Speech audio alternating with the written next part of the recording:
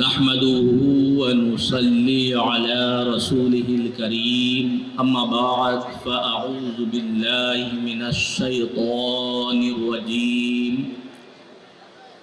بسم الله الرحمن الرحيم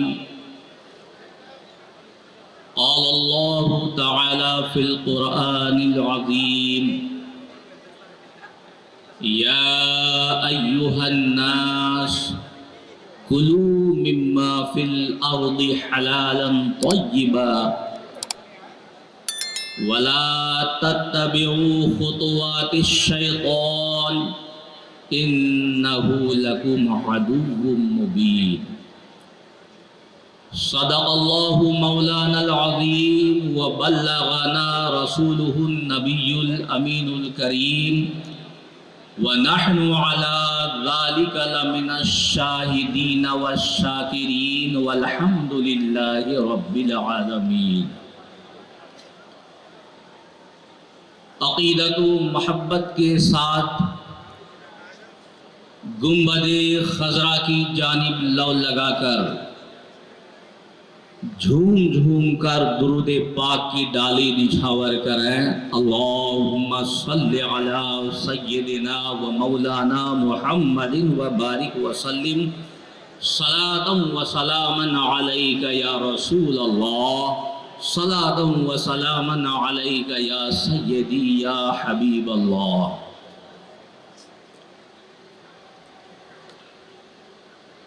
کوئی ضبط دے نہ جلال دے، کوئی ضبط دے نہ جلال دے، مجھے صرف اتنا کمال دے، مجھے اپنی راہ پہ ڈال دے کہ زمانہ میری مثال دے۔ تیری رحمتوں کا نزول ہو،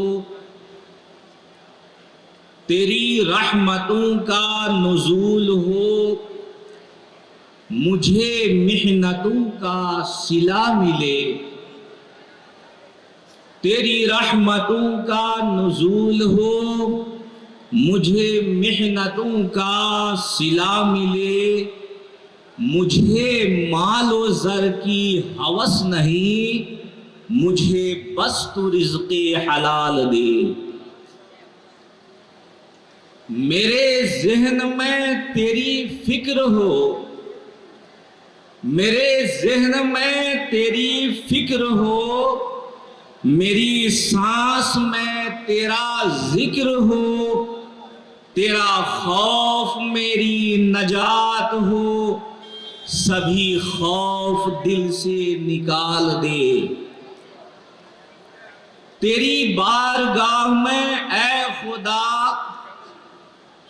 تیری بارگاہ میں اے خدا، میری روز و شب ہے یہی دعا، تو رحیم ہے، تو کریم ہے، مجھے مشکلوں سے نکال دے۔ تو رحیم ہے، تو کریم ہے، مجھے مشکلوں سے نکال دے۔ درود پاک پڑھیں۔ اللہم صلی علی سیدنا و مولانا محمد و بارک وسلم صلاۃ و سلاما علیک یا رسول اللہ، صلاۃ و سلاما علیک یا سیدی یا حبیب اللہ۔ محترم سامعین کرام، جس آیت مبارکہ کو میں نے اپنا موضوع سخن بنایا ہے، جس آیت مبارکہ کی تلاوت کرنے کا شرف حاصل کیا ہے، اس میں رب قدیر ارشاد فرماتا ہے، اے لوگو، جو کچھ زمین میں حلال اور پاکیزہ ملے اسے تناول کرو، اسے کھاؤ اور شیطان کی پیروی نہ کرو، بے شک شیطان تمہارا کھلا دشمن ہے۔ آیت کریمہ پر گہری نظر ڈالیں تو رب تبارک و تعالی اپنے بندوں کو حکم دے رہا ہے، تاکید فرما رہا ہے، اے میرے بندو، روئے زمین پر جو حلال ہے، جو طیب ہے، جو صاف ہے، جو پاکیزہ ہے، اسے کھاؤ، جو حلال ہے اسے تناول کرو، اور جو حرام ہو، جس میں اشتباہ ہو، جس کھانے میں شک و شبہ ہو، اس سے اجتناب کرو، کیونکہ شیطان ہر وقت تمہیں غلط راہ کی جانب لے جانے کی کوشش کرتا ہے، کیونکہ وہ انسان کا کھلا ہوا دشمن ہے۔ اسی طرح آپ غور کریں، ہم سب اللہ کا لاکھ لاکھ شکر ہے کہ ہم سب مذہب اسلام کے ماننے والے ہیں، ہم سب دین اسلام، دین حق کے ماننے والے ہیں۔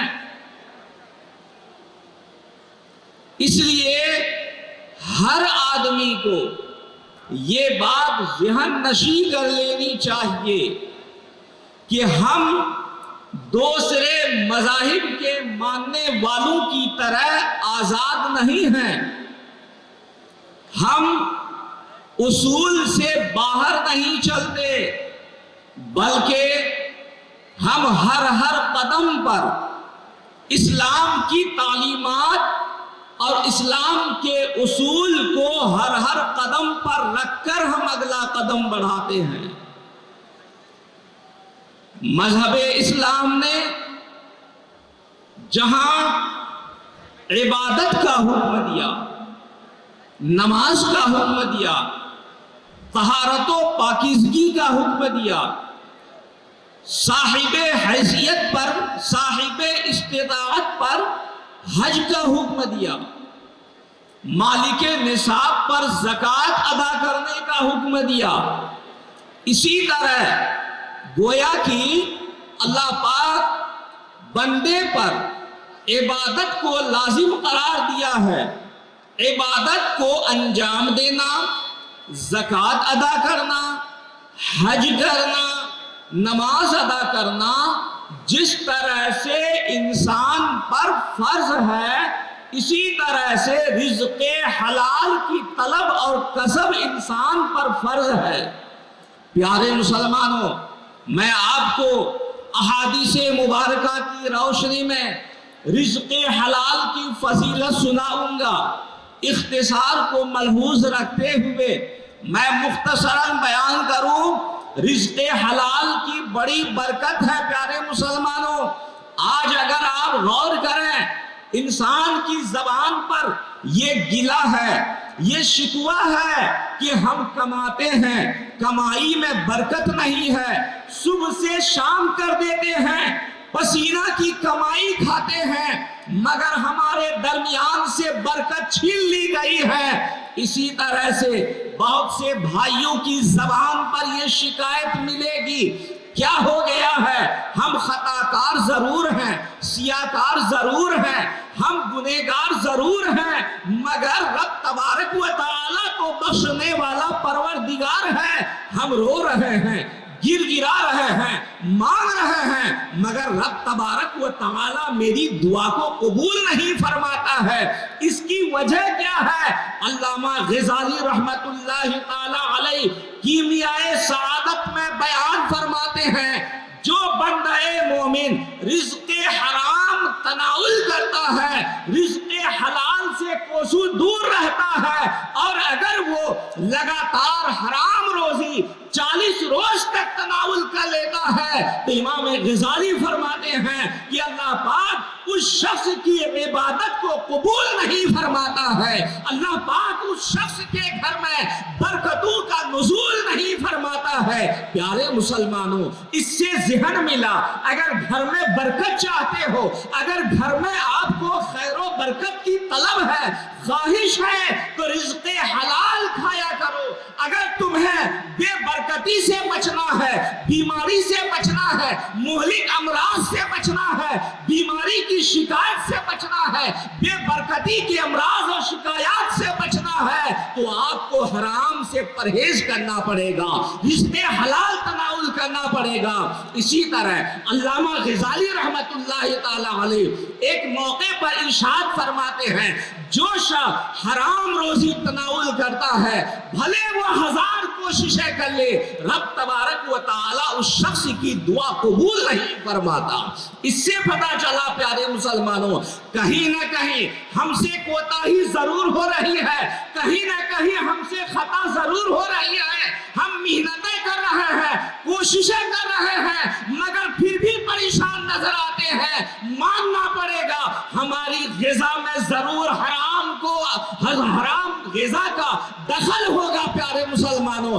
اس لیے ایک بندہ مومن کو حرام روزی کی تلاش میں ہر وقت رہنی چاہیے۔ جس مال میں ذرہ برابر بھی شک و شبہ ہو، چاہے وہ پینے کی چیز ہو، چاہے کھانے کی چیزیں ہو، چاہے وہ پہننے کے کپڑے کیوں نہ ہو، چاہے وہ رہنے سہنے کے مکان کیوں نہ ہو، استعمال کرنا پڑے گا اگر، تو ہر چیز میں، رفتار و گفتار میں، اوڑھنے پہننے میں، چال چلن میں، رزق کے تلاشنے میں، کسب میں، پڑھائی لکھائی میں، ہر چیز میں آقا کریم صلی اللہ علیہ وسلم کے فرامین کو سامنے رکھنا پڑے گا کہ کون سا طریقہ ہے جس کو کرنے کا ہمارے نبی نے وہ طریقہ حلال بتایا ہے، کون سا طریقہ ہے جس سے سرکار نے بچنے کا حکم دیا ہے۔ پیارے مسلمانوں، میں یقین کے ساتھ کہہ سکتا ہوں، اگر آپ اس پر عمل کر لیں گے، رزق حلال پر عمل کریں گے، رزق حلال کی تلاش میں رہیں گے، یقیناً یہاں بھی آپ کامیاب رہیں گے، وہاں بھی کامیاب نظر آئیں گے۔ آپ رو رو کر آنسو کے قطرات گراؤ گے، رب تبارک و تعالی آپ کی دعا کو ضرور قبول فرمائے گا۔ پیارے مسلمانوں، ہمارے درمیان سے یہ شکایت ختم ہو جائے گی، ہمارا رونا ختم ہو جائے گا۔ کیا وجہ ہے؟ ہماری دعا میں اثر نہیں ہے۔ پیارے مسلمانوں، جہاں بہت سے وجوہات ہیں، ان وجوہات میں رزق حلال کو بڑا دخل ہے پیارے مسلمانوں۔ اسی طرح سے آپ اگر غور کریں، ہم سب چھوٹی چھوٹی بات میں چاہے بولتے ہوں، چاہے چلتے پھرتے ہیں، اس میں بھی آقا کائنات صلی اللہ علیہ وسلم کے فرامین کو سامنے نہیں رکھتے ہیں۔ اس لیے ہم سب ستائے جا رہے ہیں، پریشان نظر آ رہے ہیں، دوسروں کے تانے تلے زندگی گزار رہے ہیں، اور ہمیں جو صحیح طریقہ ملنا چاہیے، ہم مومن ہونے کے باوجود سب سے دبے نظر آ رہے ہیں، سب سے ڈرتے نظر آ رہے ہیں۔ میں یقین کے ساتھ کہہ سکتا ہوں، یہ ڈرنے کی وجہ اگر ہے، ہمارے اندر اس طرح خوف و ہراس کا ماحول ہے، تو رزق حلال چھوڑنے کی وجہ سے ہے، اور رزق حرام استعمال کرنے کی وجہ سے ہے۔ پیارے مسلمانوں، اس لیے رزق حلال تلاش کرو، رزق حلال استعمال کرو، آپ کے اندر طاقت بھی پیدا ہوگی، حق بولنے میں زور پیدا ہوگا، کبھی کسی سے دبو گے نہیں، کسی سے ڈرو گے نہیں۔ اگر آپ چاہتے ہو تو دیکھو صحابہ کرام کی زندگی کو اٹھا کر دیکھو، سیدنا امام اعظم ابو حنیفہ رحمت اللہ تعالی علیہ ہیں، آپ کے بارے میں ایک واقعہ نظروں سے گزرا حضرت امام اعظم رحمت اللہ تعالی علیہ کہ ایک بکری گم ہو گئی، ایک بکری گم ہو گئی، اور 40 روز تک وہ بکری کا پتہ کہیں نہیں چلا۔ اللہ اکبر۔ بتاتے ہیں سیدنا امام اعظم ابو حنیفہ رحمت اللہ تعالی علیہ 40 روز تک گوشت کا ایک ٹکڑا تناول نہیں فرمایا۔ اللہ اکبر۔ ایک ٹکڑا بھی گوشت کا تناول نہیں فرمایا۔ پوچھا گیا، حضور گوشت تو دکان سے خرید کر لاتے ہیں، لیکن آپ فرماتے ہیں مجھے ڈر لگتا ہے، مجھے خوف محسوس ہوتا ہے کہیں وہی بکری نہ ہو جو بکری میری گم ہو گئی تھی، اور یا یہ کہ اس کی طرح کوئی دوسری بکری لوگ استعمال کیے ہو، قصاب نے کاٹ دیا ہو اور اس میں شک و شبہ ہو۔ اللہ اکبر۔ حضرت امام اعظم ابو حنیفہ رحمت اللہ تعالی علیہ کس قدر حرام سے بچتے تھے، حلال کا کس قدر خیال رکھتے تھے، تبھی تو آپ کا مقام اتنا بلند و بالا ہے۔ پیارے مسلمانوں، درود پاک پڑھیے، اللہم صلی علی سیدنا و مولانا محمد و بارک وسلم، صلاۃ و سلام علیک یا رسول اللہ، صلاۃ و سلام علیک یا سیدی یا حبیب اللہ صلی اللہ علیہ وسلم۔ حدیث پاک ملاحظہ فرمائیں، مسلم شریف کی حدیث ہے۔ اس حدیث پاک کے راوی صحابی رسول حضرت سیدنا ابو ہریرہ رضی اللہ تعالی عنہ ہے۔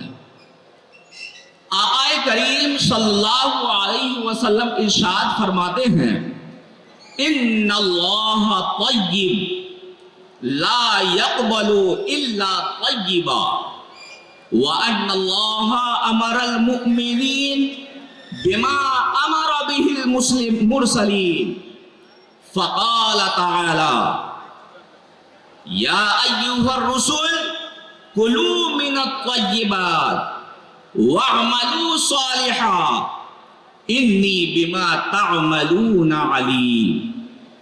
وقال تعالى في موضع آخر يا أيها الذين آمنوا كلوا من طيبات ما رزقناكم، ثم ذكر الرجل الذي يطيل السفر أشعث أغبر يمد يديه إلى السماء يا ربي یا ربی یا ربی، ومطعمه حرام ومشربه حرام وملبسه حرام وغذی بالحرام فأنا یستجاب لذلک۔ اس کا ترجمہ ملاحظہ فرمائیں، بے شک اللہ تبارک و تعالی پاک ہے اور وہ پاک چیزیں قبول فرماتا ہے۔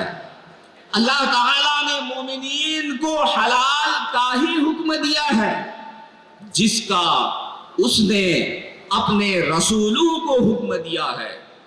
اللہ تبارک و تعالیٰ ارشاد فرماتا ہے، اے رسولو پاکیزہ چیز کھاؤ، نیک عمل کرو، اور فرمایا اے ایمان والو ہم نے جو تمہیں پاکیزہ روزی عطا کی ہے اسے تناول کرو، اسے کھاؤ اور اللہ کا شکر ادا کرو۔ اگر تم اسی کے عبادت گزار بنے رہو پھر تمہارے لیے کامیابی ہی کامیابی ہے۔ پھر اللہ کے پیارے رسول صلی اللہ علیہ وسلم نے ایک ایسے شخص کا ذکر فرمایا ہے جو ایک طویل سفر کرتا ہے، یہاں تک کہ اس کا سر پراگندہ اور جسم گرد آلود معلوم ہوتا ہے، پھر اسی پریشانی کے عالم میں آسمان کی طرف ہاتھ اٹھا کر دعائیں کرتا ہے، اے میرے رب، اے میرے رب، اے میرے رب۔ اس حال میں کہ اس آدمی کی حالت یہ ہوتی ہے کہ اس کا کھانا حرام ہے، اس کا پینا حرام ہے، اس کا لباس حرام ہے، اور حرام ہی غذا سے اس کی پرورش ہوتی ہے۔ اس حدیث پاک کی وضاحت کرتے ہوئے فرماتے ہیں، اللہ اکبر، بہت سی باتیں اس حدیث پاک سے معلوم ہوئی جس کا خلاصہ یہ نکلا کہ بھلا ایک انسان صبح سے شام تک کوششیں کرتا ہے، روزی کی تلاش میں ادھر سے ادھر مارا پھرتا ہے، کبھی تھکا تھکا معلوم ہوتا ہے، کبھی پریشان نظر آتا ہے، باوجود اس کے رب کی بارگاہ میں روتا ہے، گر گراتا ہے، فریاد کرتا ہے، دعائیں مانگتا ہے، التجائیں کرتا ہے، مگر رب تبارک و تعالی اس کی دعا کو رد فرما دیتا ہے، قبول نہیں فرماتا ہے۔ اس کی وجہ یہ ہے کیونکہ اس نے زندگی میں اپنا کھانا حرام چیز کو بنایا ہے، پہننا غلط کپڑا حرام کپڑے کو بنا لیا ہے، اس نے رہنا سہنا غلط مکان کو بنا لیا ہے۔ غرض کے جوش کھانے سے لے کر پینے تک، زندگی چلنے پھرنے سے لے کر ٹھہرنے تک، پوری زندگی بھر اگر اس نے رزق حلال کا خیال نہیں کیا، حرام کا استعمال کرتا رہا، دنیا سے اس حال میں گزرا، تو آخر وقت میں بھی سنو، اس کا خاتمہ خطرے سے خالی نہیں ہے، اس شخص کو ایمان نصیب نہیں ہوگا۔ اسی طرح سے اس کی دعا بارگاہ خداوندی سے رد کر دی جاتی ہے۔ اللہ پاک کی بارگاہ میں دعا کریں، اللہ پاک سرکار مخدوم پاک رضی اللہ تعالی عنہ کے صدقے میں ہم تمام غلاموں کو صحیح راستے پر چلنے کی توفیق عطا فرمائے، رزق حلال صدق مقال کی توفیق عطا فرمائے۔ استغفر اللہ ربی من کل ذنب واتوب الیہ وما علینا الا البلاغ۔ السلام علیکم ورحمۃ اللہ وبرکاتہ۔